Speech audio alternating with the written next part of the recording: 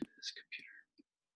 Well, hey, church fam, thank you for joining us. So last week, Christina and I were able to teach and give a little bit of an intro or overview to the Enneagram. And so this week, we have some other Imago friends joining us. So it's Christina and Sarah and Misty. So they are representing the Gut Triad today. And so Misty resonates with type 8, and Sarah resonates with type 9, like myself, and Christina resonates with type 1. So if you haven't watched last week's, go back and watch that, because today will be a lot more story-based, us just telling about our personal journey and experiences. So welcome, everybody. Hi, Dustin. Thanks for having us. Yeah, thanks for being part of this. So I'd love it if we could kick it off with everyone just sharing their brief journey with the Enneagram in terms of how you came across it and what your journey was with that. So whoever wants to start. Well, I guess I'll jump in. So I first learned of the Enneagram through my work. Actually, I work at a company called Semantle, and one of my coworkers actually taught the tool for several years using the Riso Hudson version. So I was familiar in some ways to how the tool applied in a business setting, but when it got introduced to me at church, it took on a whole new life for me spiritually. So I attended many of the workshops that you guys offered at church. I started reading myself. Ian Crone and Suzanne Stabile became, people that I followed. I watched, I read their books, I listened to their podcasts. But what was interesting on my journey is I always wavered between a 3 and an 8. People had me pegged for a 3. I think many times when I took the exam or the test, it would score me a 3. But there was just something about it that didn't feel right. There was a ton of 3 in me. And in fact, my 3-ness is something that I still think and talk about a lot today. But I really realized I was an 8 through two things. One, I really tried to assess what was my primal fear, what drove me the most. And for 3, it's a fear of failure. And for 8, it's a fear of losing control. And that felt much more like who I am at my core. And so there came a time after I had studied the tool for a couple years, I remember it distinctly. I was in my backyard and I was pushing my 2-year-old daughter on a swing at the time. And I was struggling at that point in my life with some infertility issues. We couldn't have a second child, and we had tried and tried and tried for so long. And I was actually listening to Nadia Bolz-Weber talk about her 8-ness and what that felt like to her. And she mentioned that before church some days, to sort of soften herself, she goes out and she looks for a baby in the audience, and she holds the baby, and it just sort of calms her inner being. And I just remember crying to myself because I so badly wanted a baby at that time for that very reason. That love that a baby brings is kind of the soft side to the 8-ness that you always hear about in the world, that when we're the challengers, the fighters, the activators of all things. So I knew at that time I much more resonated with an 8, which I think speaks to why when you're learning your number, it's not what everybody tells you you are. It's sort of, what you believe you are. And so that was my story. That's so good. I love that. So I'll go next. I was actually pretty confused when I first started learning about the Enneagram. I was in formation community, and when we were going through it and I tested, I had a very strong 2 connection. And so I actually got involved with the 2s group and was hanging around with all these 2s, and we'd meet for coffee and a lot of Imagoans. But when we started talking a little bit more and I started reading more, a lot of the Road Back to You, just some of the underlying, I guess, intentions or reasoning for that. I think with the 2s, it's hard for me to describe, but when I'm like helping others, I don't need a reward back, I guess. And I think sometimes with the 2s, there's a connection to that. A 2 will better explain it. But I think more about or need to be helpful. Yeah. When I help others, I think it's for connection. And I think that's more in line with the 9. Dustin, maybe you can attest to that too. So I thought I was a 2 for a really long time. I think that's partially from my upbringing. I think my mom is a very, very strong 2, probably wing 1 from just my observations. I don't want to type her, but some of those things we get from our parents. And so she was a giver and going and helping and doing all the time, nonstop. And so I learned a lot of that and took on a lot of those qualities, which maybe was some of the merging that a 9 can do. So a 9 can merge with others' personalities or behaviors. So I really had to kind of find out for myself who I am. And the struggle of the 9 often is what are my desires and my wants. So learning about that helped me to peg me more as a 9 than a 2. So that's kind of where I'm at as a 9. And I'm still take you to sit with the 2, and then before you decided you resonated more strongly with the 9. How long was that journey for you? Probably a good year or 2. And I just kept reading more and more about all of the numbers, because even as a 9, there's resonation with all of the numbers. And I could see some 6, I could see some 3 when I'm really healthy and involved and engaged in things.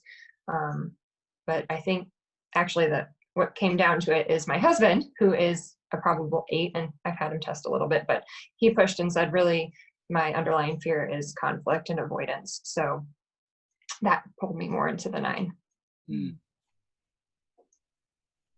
Well, it's interesting. I didn't know both of you. I think I knew that about you, Sarah, but I didn't know both of you had kind of wondered if you were maybe another number strongly as well. Same for me. So at the very beginning of it all, I tested super high as a 3 and a 1. And I didn't know a lot about the Enneagram before the test. And there's different thoughts on which should come first. But they were like within a percentage point, I believe. And so I was like, oh, the 3, that sounds nice. I think that's it. You know, my dad is, I'm almost 100%. He's a 1.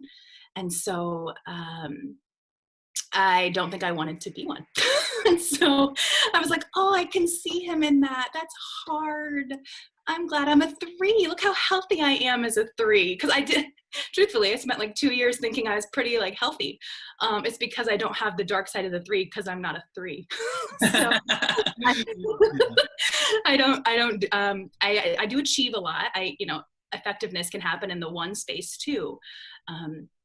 But mine is more driven by the desire to make every environment I'm in right and good and perfect, as some would say. I don't love the perfecter as the name of the 1. I identify personally more with the reformer or the improver, but I do get the perfectionist thing too. And I think as a younger child, I saw that in me more, some of the hyper perfectionism tendencies. So I think what brought me out of realizing I wasn't the 3 was through reading, like you guys said, Ian Cron and Suzanne Stabile's book, The Road Back to You. I read through each of those chapters. And as I was reading through the 1, I was just like sobbing. And some people say 1s don't have a lot of emotion, but I tend to be a crier. So I don't know if that's my strong 2 wing or what, but so I was like sobbing, and I was like, I think this may be more accurate. And I'm really glad I figured that out, because knowing that I'm not as healthy as I thought I was has been such fuel for me to lean in and to see how does this interaction work in all the areas of my life, and to want to lean in and become better, because that's what a 1 does. So. Yeah, that's so good. So how, like, if some people who are watching are probably really new to the Enneagram, and I would love for each of you to kind of just give a brief summary of how would you describe your type, like from your own perspective, that I can't fully. I mean, 9s are good at observing and having kind of a neutral take on things, so I like that skill. But how would you describe your home base? And then which parts do you specifically resonate with, or maybe not as much? Mm-hmm. Do you want me to go first again, You Dustin? go same or a different order, doesn't matter. I'll give it a shot. So I remember the first time I read a description of the words, intensely alive jumped off the page at me. And when I saw those two words, I was like, yes, like that is speaking to my soul. That is how I feel every day of my life. I just need to live so intensely in every aspect of my life. Mm-hmm. And so I think the 8 is often labeled like the challenger. I know there's lots of words for these. I don't resonate with the idea that I love to challenge for challenge sake, but the idea of fighting for what's right and fighting for injustice is very, very true to my core. 8s appreciate conflict and directness for the reason that it feels true. And it feels like unless you're willing to sort of lean into that conflict, that you're not being your true self. And so I think we get a bad rap for that sometimes. And so you really trying to sort of, always be in tune with, just because that's my style doesn't mean that that's someone else's, has been a learning for me. I think 8s are similar in 3s in that we are activators. We like to start a whole lot of things. And so that can be frustrating and overwhelming to folks at times. But there's lots of good things about an 8 too. Mm-hmm. I think as a 9, I probably resonate when I've read more about it, that we meander or we linger or we just kind of make this really roundabout way of doing things in conversation, in our tasks. I can probably be in the laundry room, in the bedroom, putting stuff away. I'm doing like 10 different things, and it takes me a long time to get one thing done. So there's some kind of weaving as a 9. We're known for napping, I guess, and I have drawn more into that, I think, as a mom and a parent maybe. But otherwise, I really enjoy exercising, and so maybe pushing into a 1 or 3 space with that is getting in tune with the gut and that gut feeling and our physical personas, because sometimes we neglect that. And sometimes as 9s, I've heard different things that pain is often felt through the body, that there's a lot of chronic pain or different issues with 9s. And I fortunately don't have some of those complaints, but could see where that might take place. And the 9, we're usually known as the mediator. So sometimes a 9 leaning into the 8 wing, we're called the referee. So we're going to kind of be in the middle of people, but we aren't always playing. So we're mediating and monitoring, but maybe not engaged. And that's sometimes where I have to push into being engaged in there versus just the observing part. It's all really interesting. Living with a 9, I always just love hearing other 9s describe it. So thank you, Sarah. Yeah. And Misty, I love 8s. 8s are some of my favorite people. Like, I'm so energized around 8s. So love that too. So as a 1, a couple of the things that stuck out to me and kind of solidified this is who I am, and were one that when I walk into an environment and into a room, the first thing I will do is notice what's out of place or what could be improved. So this can look really like small and almost like nitpicky kind of. So like if I come home after work and I notice that a pillow is out of place, is one of the examples the books give. Or I walk into the kitchen and I notice that some of the dishes haven't been done. Now, I'm not obsessed with cleanliness personally as a 1, but I notice, that's the thing that was kind of out of alignment, not quite right. But it can also be big things. So if it's like communication in an organization, I notice the ways we could, that went a little bit poorly. If we had just done this one thing better, or for the next time, maybe we could do this little improvement and it would help us, take the from a 9 to a 10 on that. So I'm sort of like that in every environment. I don't quite know how to turn it off. And it turns out you can't really turn it off. I'm never going to turn off the noticing. What I'm going to be able to learn how to do, hopefully, is to notice and then utilize that well and not in a critical way. And to not only notice the things that need improvement, but also to call out the things that are already going really well. So that's some of the work I'm doing right now. The other part that I really identified with is the part of the 1 that's kind of unique, which is that they have a really strong inner critic. Now, a lot of people have issues with, a negative self-talk or things like that. But with a 1, an inner critic is, I thought this was normal. I thought this is how everybody was, but it's constant. And it is pretty much unrelenting when you're not healthy. So that this is this voice in my head that's always telling me I could have done better. That could have been a little bit different. Why wasn't it a little bit more perfected. And sometimes that's just about myself, and sometimes that spills out into other people. So that's the plight of a 1. And but I really think the more you move into levels of health and you learn to tap into other parts of the Enneagram, it doesn't have to be the defining characteristic. It can be quieted. And, I really believe that like God meets us in our types in the best way that he knows how, obviously. And so anyway, that inner critic sucks, but it's there, and I'll learn to manage it. So. And I know some Enneagram authors, or they say that you should become both more true to your type over time as you grow healthier, but also more balanced in the way that's expressed to others. So for other people, they may be less able to see your sharp edges because they're a little bit more nuanced. But and I like that each of you gave some of the less resourceful and more resourceful, kind of characteristics. And because I think that especially in the early journey, you feel the parts that are more of a burden or more challenging. And at least for me, it's like I think this applies across the board, that the greatest strength is the greatest weakness. It's just maybe overly expressed or more extreme or more obsessively applied or something like that. So maybe take a pass at speaking to that dynamic. Like, what is something that you're especially proud of about your type? Or some kind of, and maybe you said it, if you want to take it to the more global side, you could say, what does your type offer? What kind of gift do they offer to others?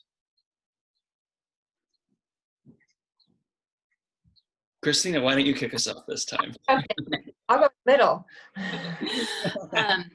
Well, I think when 1s are at their best, they offer a deep sense of like integrity and follow through, and they're going to do what they say they're going to do. They're going to show up, and they're going to be dependable, and they're going to look for ways to make things better. And for me, that looks like how to make the world better. So it kind of translates into more of a justice viewpoint.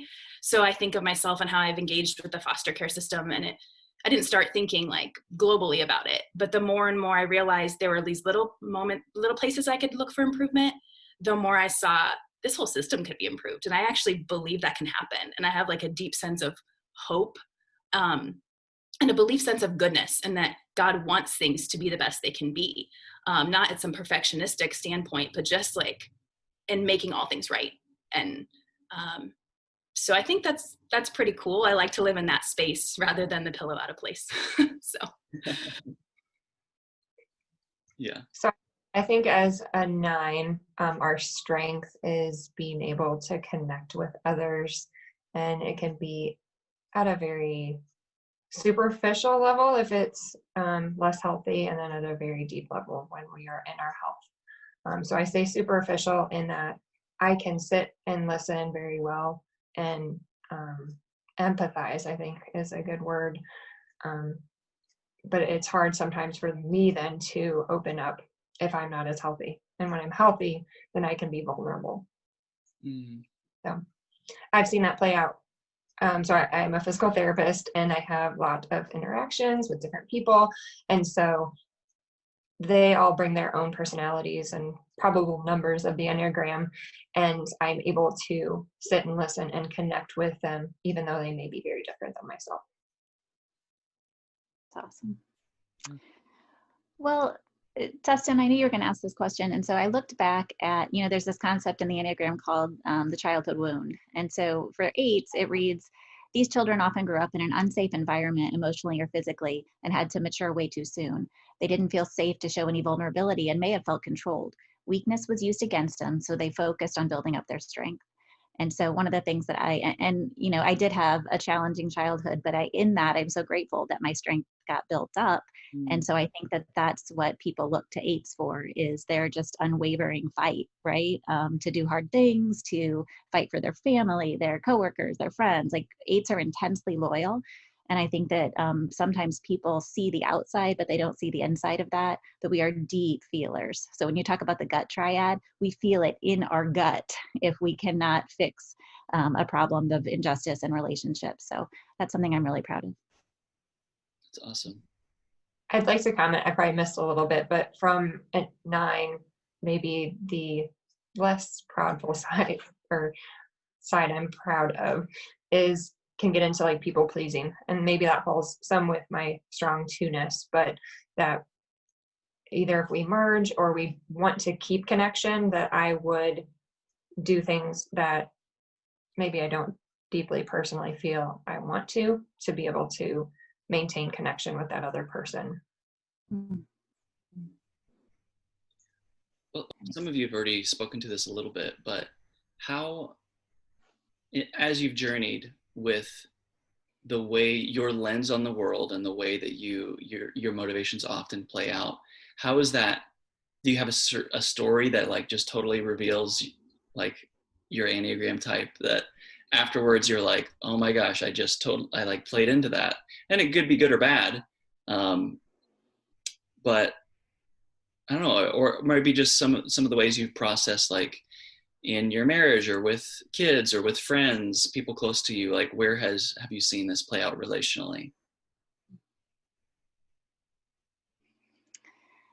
I'll go first because I feel like I'm a bit in this space right now. So amidst this whole COVID-19 stay at home, interestingly, I'm going so much to my 8-ness that I'm so leaned in on everything, right? I want to do all the things, and I'm going a mile a minute, and I'm inventing new projects to work on. And so I feel like that does come from my 8-ness, but also my 3-ness, right? Those things are very tied hand in hand. But I feel like when I'm with other people and I'm communicating these things, not everyone's in that same place, that they don't want to be all in all the time with me. And so that, people say things to me like, Misty, you have a tendency to go there much more quickly than most people want to go there. And that's both in thinking where I want to go, down to the blue dot vision, all the way through how intense I want to be in my dialogue with you as a human and understand your deep inner core. So that's kind of how it manifests itself, and something I have to be very, very careful of if other people aren't as intense as I am. Yeah. That's good. It's so good to know about yourself, right? Well, I talk about it kind of as a pendulum, right? And I see myself sometimes swing from my 8-ness all the way to what 8s do in retreat is they go to their 5 space and they get very withdrawn. And so people who know me really well and know my number, they'll call me on it now, which is amazing. They're like, Misty's retreating, something's not feeling right, and so I just kind of try to keep that pendulum somewhere in the middle so I don't go too far in either direction. That's beautiful.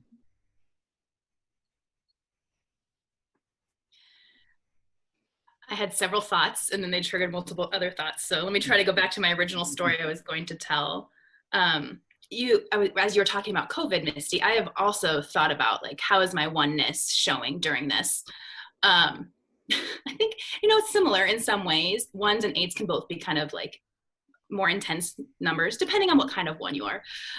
We kind of play in the middle. We're supposed to be compliant. That's kind of the 1s, the 2s, and the 6s are more compliant. That's how their stance is in life.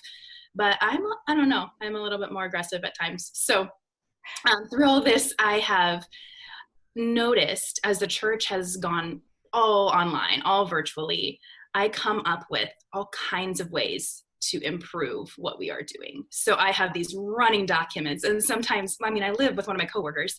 So sometimes I'm in church mode, at ridiculous times when I should not expect him to respond to me as a co-pastor. He's just trying to be my husband or the dad of my children. And I am like, what do you think if we did this? I saw these 6 people on social media posting like this, and we could have these 3 series and it's like, I can just see his eyes kind of like trying to stay present with me. And then I'm like, okay, I'll just put that in a document and we'll see if that makes sense. So it's some of that always desire to do the best with what we're given. And so it's like, this is a new set of circumstances, and it doesn't have to be huge new projects for us. It's just like, how are we going to make that service a little better next time? Or how are we going to make sure we're engaging a little bit more online? So kind of like incremental growth is kind of more how I operate. I might come back after Sarah talks, because I think there was something else I wanted to say on the negative side, but I can't quite remember it right now. So I know I'm bouncing around a little bit as well. I'll talk to kind of like in relationships. So with my husband, having a strong 8 and me a 9, I'm like, sure, whatever. Like, I don't need to make decision. You can make all the decisions for me. So I've been able to grow through that. And with his help, he will sit and wait for me to make a decision. And he'll say, you know, we can do X, Y, Z. I want you to tell me what you want. And so actually having to think about those wants has been helpful for growing for myself. When I'm less healthy, then I usually become a little bit more passive aggressive. I'll withdraw a little bit as well, probably go a little bit more self-critical. And so I have to catch myself and then figure out how to get back to that healthier mind. And I think a lot of that does come through physical activity and being outdoors and getting into that gut part, since we are the gut triad, and being in our body. Yeah. Yeah, I was going to say something else about the gut triad. I don't know if we're coming back to that later, but the idea of experiencing the world through my body I resonate with that very deeply. So there are these times where I find myself trying to explain to people, like, how'd you make that decision?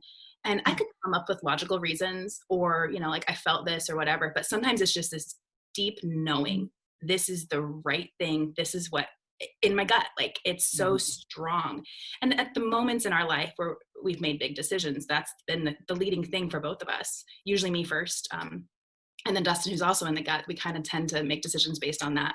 So it's interesting to try to understand other people and other triads, and that's not how they operate, and that's not the language they use.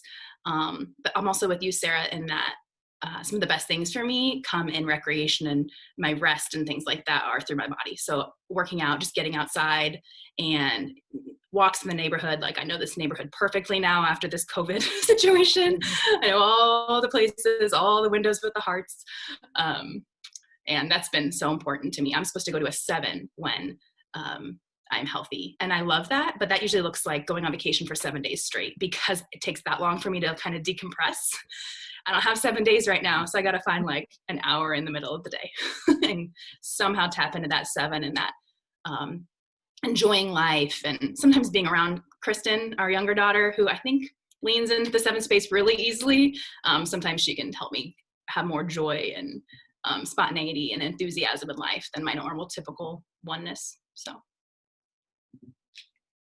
I agree with everything you guys said. You know, as an 8, my exercise regimen looks pretty intense too. Like, I'm a runner, like I've done 5 marathons. And so this idea of intensity plays out in so many areas of my life. And one thing I've learned about myself over the past couple of years in studying this tool is a lot of people want to tell an 8 not to be an 8, like, you're too intense, right? And that has become very shameful to hear now. And so just as Dustin said, just recognizing that I can't change who I am, but I can leverage those strengths, and it is going to look like I'm going to crash. So I will run, and then I will have 3 days of just retreat so that I can recuperate myself to operate at that same level.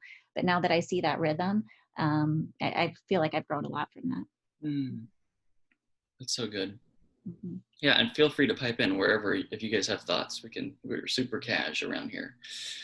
I was thinking about the relationships part, and as I've leaned into this specifically in my work sphere, like, the pastoral job is so relational, and my ability to sit with people and feel like, have them feel like I'm present to them, like, that makes me super proud.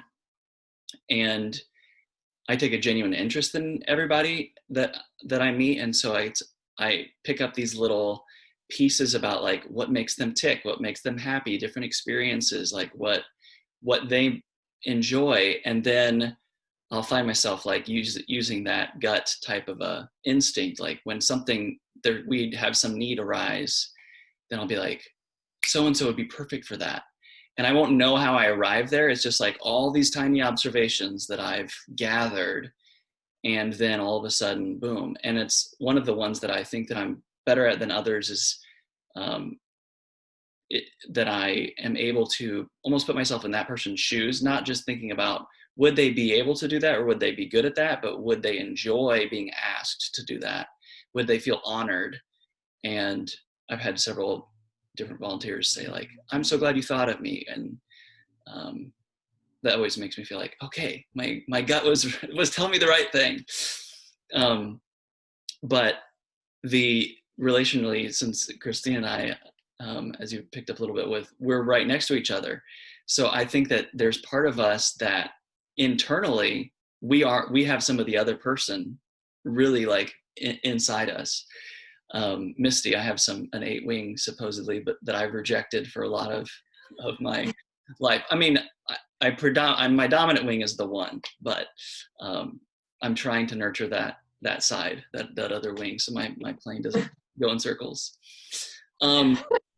But I feel like when Christina and I, it's because we work together so closely, like usually we are either both in a healthier spot or both in a more stressed spot. And so we'll get into this loop sometimes where it's like Christina will find something that's stressing her out and out of place, or like whether that's idea wise or environmental or relationally. And so she'll comment about that because that is making her feel out of control. But then her commenting about that, if I take that personally, that comes to me like conflict. So then I want to shut down. So she is presenting the conflict, which makes me feel out of control. So like she's the source of my out of control, energy. But I was probably first the source of her out of control energy because I didn't do something that I said I was going to do, or I Goes around. I was slow, whatever it was, So anyway, so that's something that afterwards we realized, oh, this is what was happening. So that's good. Where do you all feel like you have grown significantly that you can look back and see the growth? Or I didn't say that I was going to ask about this, but have you, when we were thinking about relationships, I didn't think about like your relationship with God. Have you seen that your Enneagram type come into play with your relationship with God? Speak to either both or none of those.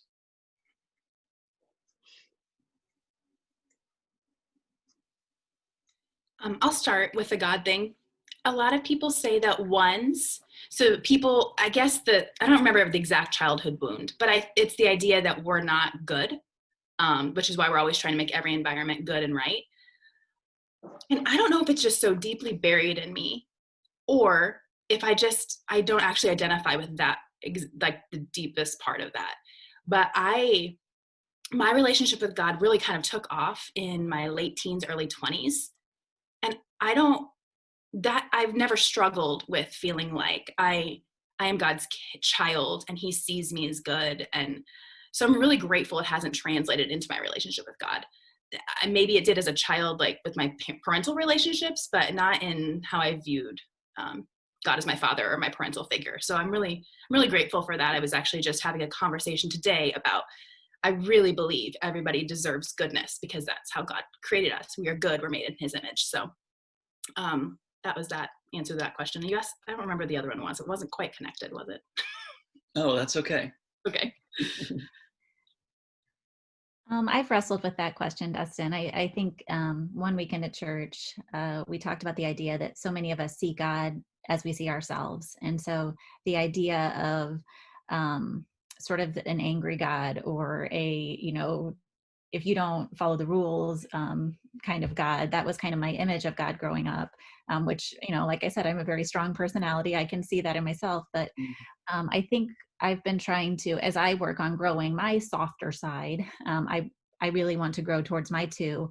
I've been trying to see God less as that sort of tyrant figure and more as like a daddy or a father, even when I was going through the formation community, using that kind of language, and trying to build that kind of relationship that I don't think I've ever had with God, for a whole host of reasons, has been, a softer place for me, even thinking about God as a female, and thinking about, the feminine side of God. That has been sort of a huge mindset shift for me. Yeah. I love that. In regards to God, I think I agree with Christina that I've always had this view of that God is good, God is loving, God is caring. I think what we see sometimes in the world doesn't necessarily reflect who God is, but that can be then perceived sometimes as that. So I've been lucky in that aspect. And it's been a journey. I feel like, so I lost my brother to suicide 1.5 years ago, and it's just hard to connect with God. So that, I don't know, just kind of has changed my journey. I feel like I've had times of closeness and times of farness.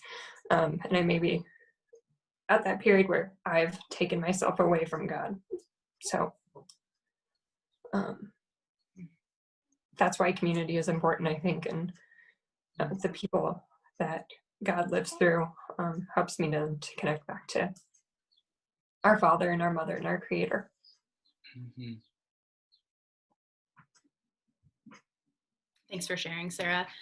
I totally agree that community is the key to so much of our walk of faith, because there are going to be incredibly tough things that we were not designed to try to do alone. And when God feels far, or you feel like you've stepped back, or whatever that looks like in the dance that we play in our faith, that tangible presence of actual people is still God to us. And so I love that you've stayed engaged and done the thing that maybe even didn't necessarily feel like you wanted to do, but it is the right good thing to do. The right and good. You hear my language? Sorry, that's my oneness everywhere. Well, and I think that your point about community, Christina, that's one of the things I love most about the tool is it allows you to see God in everyone. It allows you to see God in yourself. And so not thinking of yourself as a number, but as a whole image of God, using all the 9 numbers has been something that deeply resonates with me. And, Dustin, in relationships, whether it is with your spouse or I have 2 business partners that I probably spend more time with than I do my spouse, being able to see each other's tendencies in that and know that it's not a personal issue, it's a work style issue, it's a how we were made and all of these things. It just brings down the level of conflict quite a bit. So. Yeah, I'm so glad that you pointed that out, Misty, about the each type does represent the image of God, and we can see that image in everyone that we meet, and also hopefully ourselves, and know that part of us is reflecting God. Mm-hmm. Where, if you guys could design a version of you 10 years from now, or maybe if that's a weird way to say it, where are you hoping to lean in and see some fruit, or see some places that are more balanced, relating to how you're journeying with the Enneagram, and fast forward 10 years for us? I think for me as a 9, it's always becoming more of who I am versus who others may expect me to be, or who I think I should be, but who I need to be. So in those 10 years, 10 years, I will have an 18-year-old and a 14-year-old. So I think leaning into some more 8-wing to be able to be a good parent, but also stern, but just help them to do the right thing, like a 1, but then also being their person, that they can come to me and talk to me and be engaged with them. And then I think also in 10 years, I would love to dig more into social activism. I think, Christina, you're very inspiring in the way that you speak to and act upon events throughout the community, both you and Dustin, of course. But that oneness, that bringing rightness and goodness is important. And I think as a 9, I have to step into action versus just sitting back and observing. So that's where I hope to be over these next 10 years. Mm. So one of the things that I have come to believe about the tool, and I think this might just be a Mistyism, I don't know that I've read this anywhere else, I think that your top 3 numbers say a lot about who you are. So when I've attempted to share the tool or teach the tool to others who aren't exposed to it, understanding that I'm an 8-3-1, Christina, makes me much more well-rounded in terms of your understanding how I'm wired, right? So I think that there's power in that. So I'm trying to recognize that an 8-3-1 combo, just as Christina mentioned earlier, can be super hard on myself, like in every single interaction. So trying to do less of that and seeing things for what they are, and not letting my mind tell me a story that isn't true, is a growth area that I'm working on a lot. And in doing that, I really want to move more into my 2, because that's where 8s go in their healthy space and help other people. And I've just learned that I think in my ability to be very vulnerable very quickly, I'm able to help others be very vulnerable very quickly. And so I hope to continue to grow that skill in the most positive sense and help others on their journey, whether that be career or life or whatever it might be. That's great. Really good.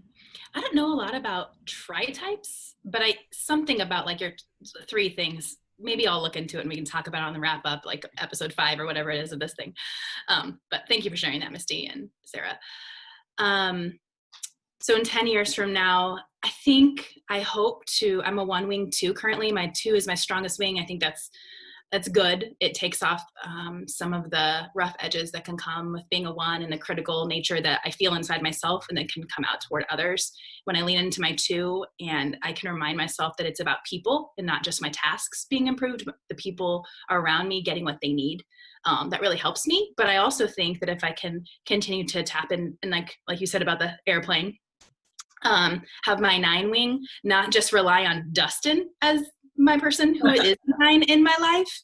No, for real though. Like I think because our work and our life has been so intertwined, more than most couples.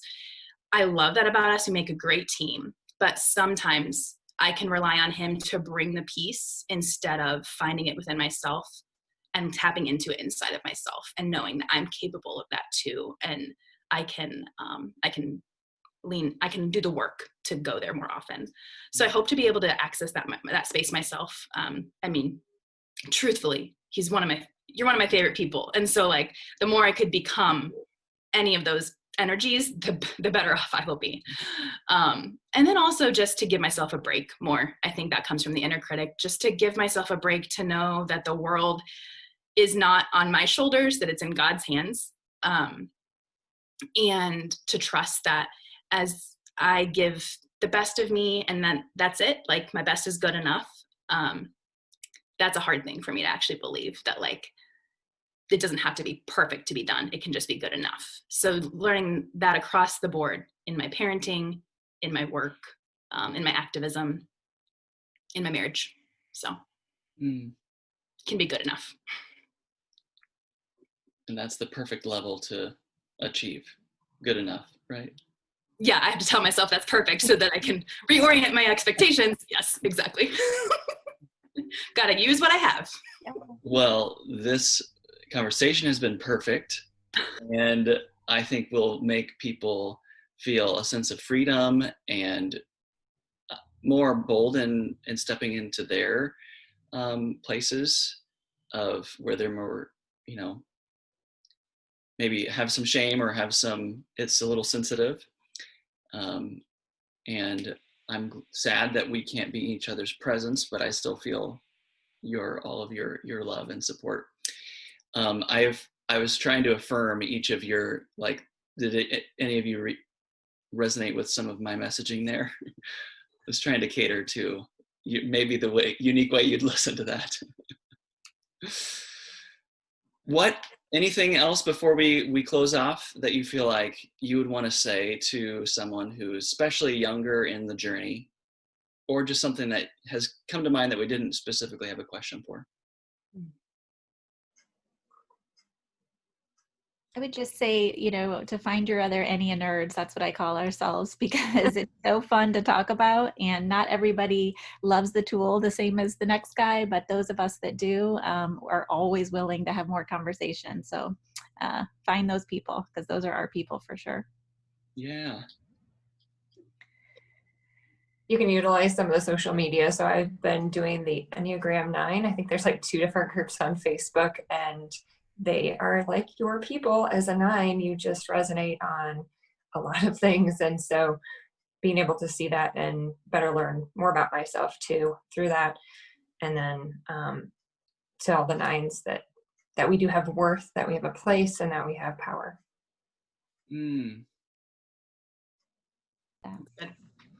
I was going to say, yeah, do this in community. I think depending on where you are in the journey, if it's really early and you've just taken a test or someone's even told you your number, like we all said, it took us a while to really lean into the space of, you know, typing ourselves. And also remember that that's not the fullness of who you are. You know, we are continually growing and expanding, and that's why this tool I think is so powerful, because there is room to grow within your number, across the circle, and through community. You can do that, because learning from other people's perspectives, and getting that they really believe about the world just like you do.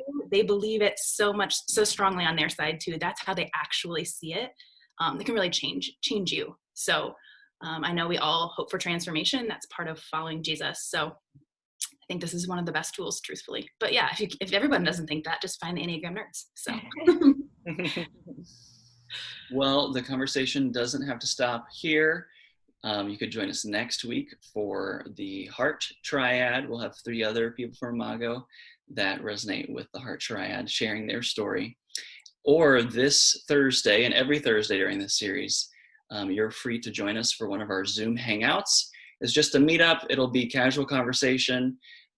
Anyone, especially if you're in the Gut Triad, you can share more. We can have some little banter, all of us Ennea nerds. And but if you are still exploring, or if you have a different type, anyone's welcome. So hopefully you can join us for one of those things. Thank you so much for watching. And thank you all. The 3 of you are just such a gift to our church and the people around you, and your transformation continues to impact everyone that you're coming into contact with. So thank you for being on the journey. Thank you. Dr. Alrighty. Thank you. Bye. Talk to you next time.